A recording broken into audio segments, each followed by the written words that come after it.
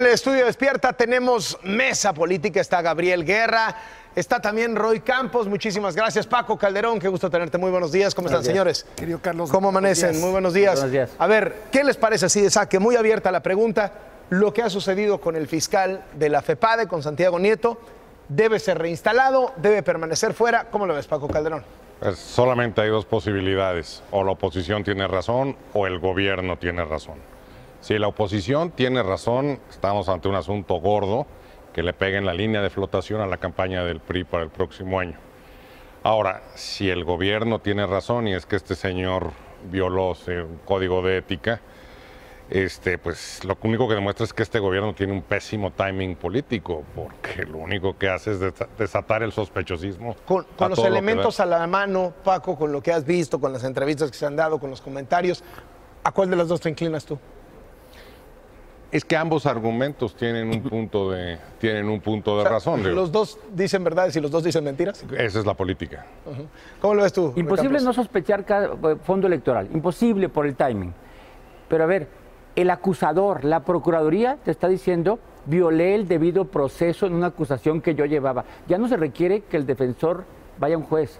O sea, ya el acusador... Confesión de parte, como dice, dicen, ¿no? Violé el debido proceso. O sea, ya está perdiendo el caso, porque todo va en el fondo, tanto la renuncia del fiscal como la FEPADE, en un caso mucho mayor que es Odebrecht. O sea, el mayor caso de corrupción del continente. A ver, ¿sugerirías a lo mejor que todo esto estuvo planeado desde arriba para que a fin de cuentas Lozoya pudieran pararse? O sea, no sé si eso, pero el caso es que el caso de Odebrecht, donde está Lozoya acusado de este caso, resulta que en la misma semana renuncia el fiscal y el de la FEPADE comete un caso de violación del debido proceso. O sea, está perdiendo un caso. O sea, ¿Deliberadamente sientes? No sé si deliberadamente, pero si tiene razón el gobierno, es una confesión de parte de decir ya no pude ahí. ¿Cómo la ves, Gabriel? Fíjate que yo discrepo completamente de Paco y de ti. De Roy no, porque pues Roy tiene el pulso de la nación.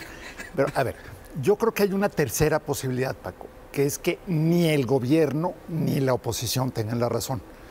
Y que entonces Nieto haya sido víctima de sus propios errores y de su propio mal manejo a lo largo de años, porque finalmente su gestión ha estado llena de controversias y llena de cuestionamientos desde que llegó, y se nos olvida. El currículum. Y la segunda es que el gobierno tiene verdaderamente un sentido del timing y un sentido de la comunicación verdaderamente atroces, porque en todo caso esto se podría haber explicado bien.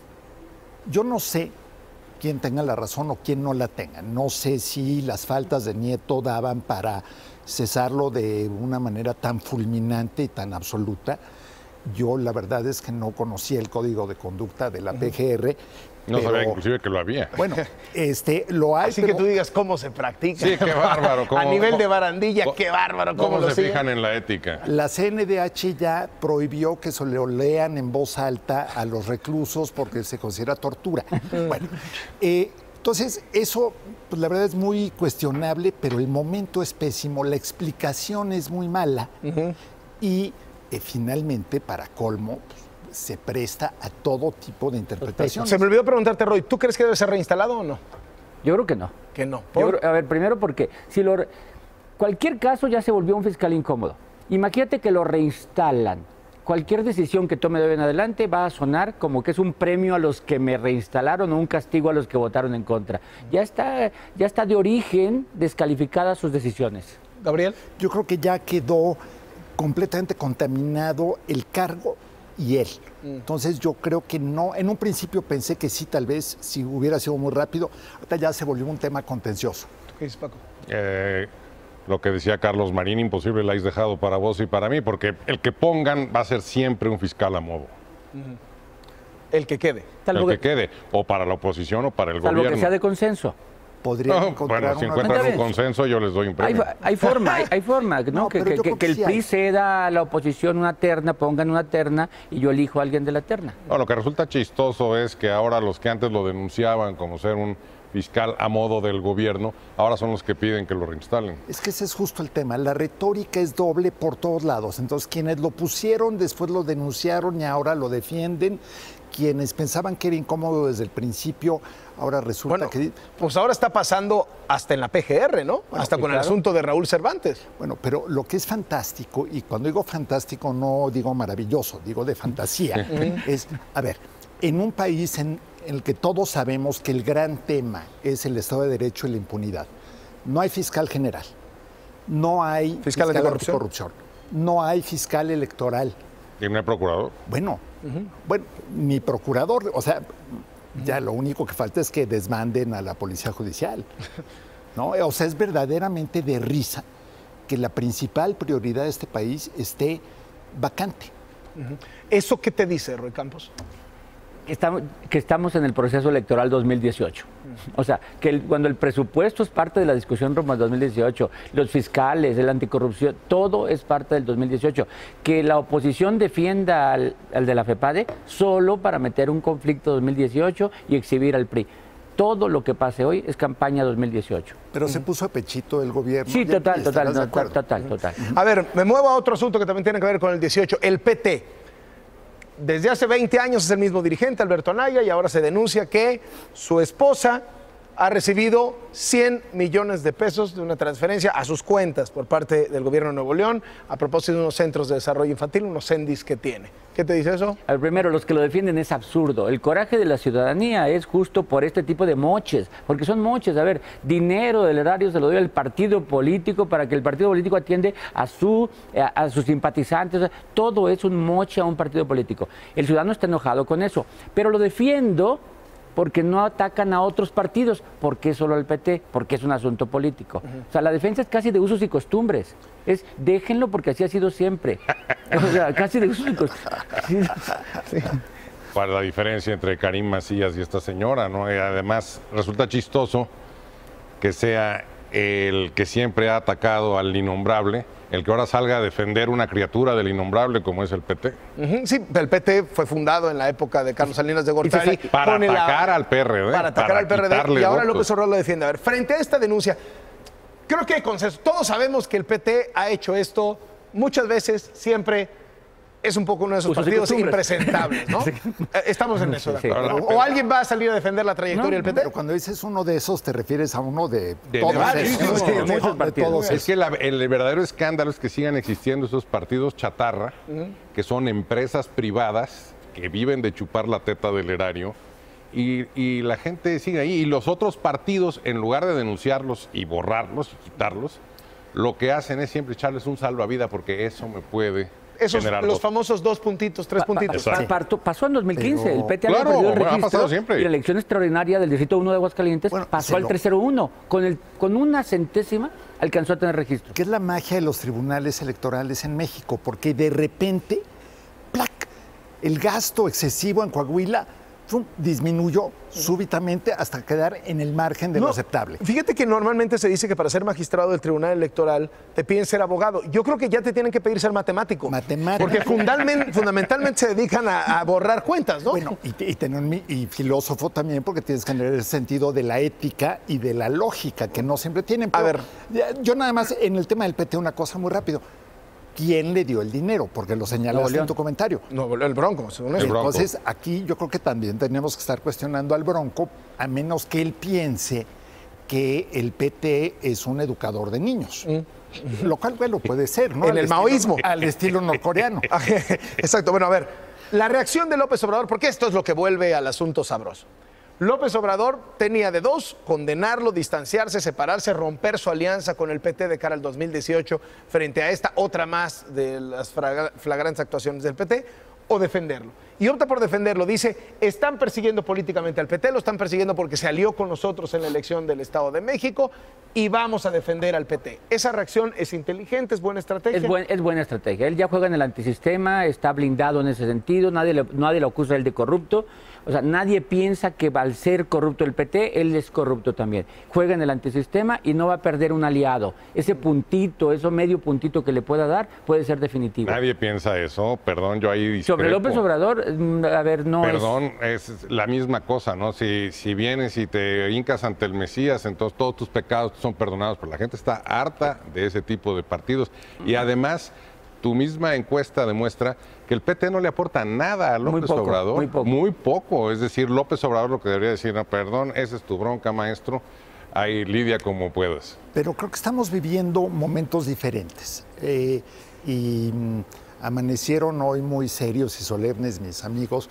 Pero, a ver, estos son tiempos de generosidad, de puertas abiertas, de comprensión, de amor al prójimo.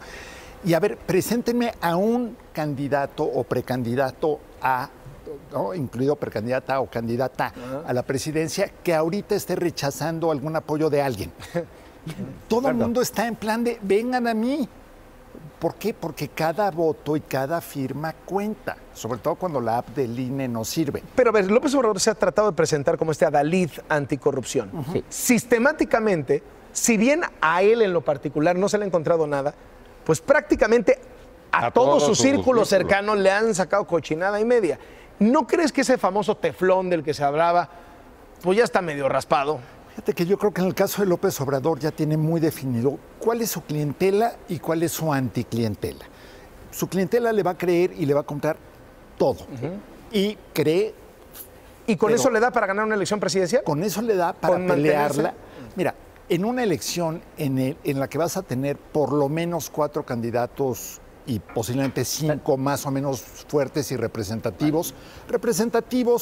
Bueno, el ganador puede ganar con el 25%, eso es terrorífico. El teflón y la clientela de López Obrador. Yo creo que tiene una clientela fija que no lo va a abandonar, o sea, un piso que no lo va a abandonar. Después ya en campaña irá por algunos más, por los enojados. Y todo lo que está pasando, todo nomás incrementa el enojo hacia un sistema y hacia los partidos. Pero él está manteniendo un piso que no lo va a abandonar. Y ese piso le pide, peléate con el gobierno permanentemente. Y entonces él defiende a todo contra el que el gobierno vaya. A propósito de lo que te decía Paco Calderón, de ya no es creíble este López Obrador que no tiene ningún lazo con la corrupción, etcétera. ¿Tú qué ves? Es lo mismo que cuando analizamos a Trump y su base. O sea, ante su base no lo van a abandonar. ¿Es una venganza del gobierno federal descubrir a estas alturas que el PT es corrupto? No, hombre, nunca hay una cosa desinteresada del gobierno federal. Evidentemente, la política es eso. Si tú metes la pata, tu contrario te lo va a sacar y te lo va a amplificar y va a estar haciendo un escandalazo al respecto. Rápidamente, la sucesión dentro del PRI, ¿sienten que ya está cantada? ¿Se imaginan que ya hay un candidato del PRI?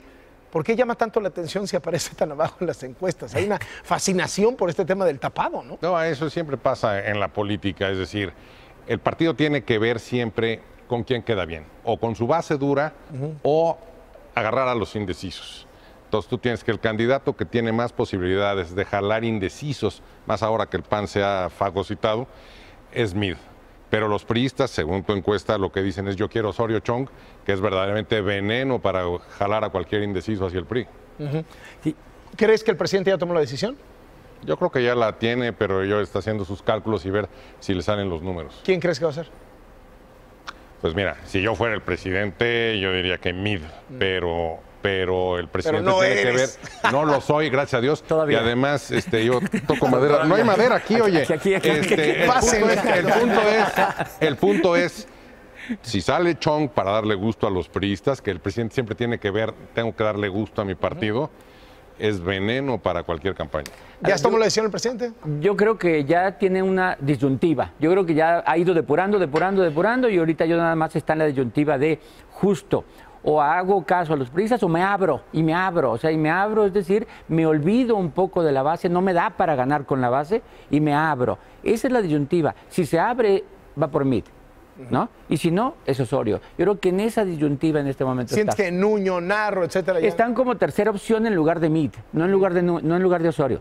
Osorio representa y la otra parte es abrirse. ¿Cómo es? Mira, yo creo que al final del día es, despersonalizando por un momento, es una decisión entre ir por el voto duro, que además este ha sido un debate interno de este gobierno constante. ¿Nos quedamos solamente con los fieles, con la base, con los que nos quieren, o tratamos de incorporar a otros?